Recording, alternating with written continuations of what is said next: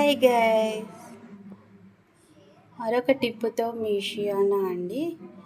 దోశలు మనకు పిల్లలు తింటూ ఉంటారు కదండి. హెల్తీ దోశ కావాలి అనుకుంటే మనము అందులో ఏమేమి వేసుకున్నాలని మీకు ఇప్పుడు చెప్తానండి.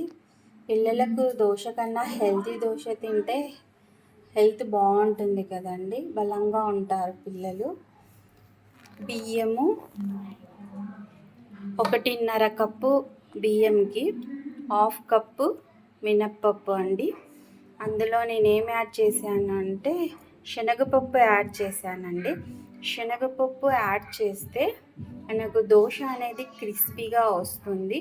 తర్వాత రాగులు అండి, కొన్ని రాగులు, గుప్పెడు రాగులు వేసుకుంటే పిల్లలకి హెల్తీగా ఉంటుంది.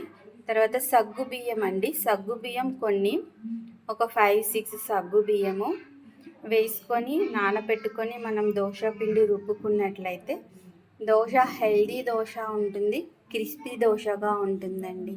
ఈ టిప్ మీకు నచ్చినట్లయితే లైక్ చేయండి, షేర్ చేయండి, సబ్స్క్రైబ్ చేయండి. Bye guys.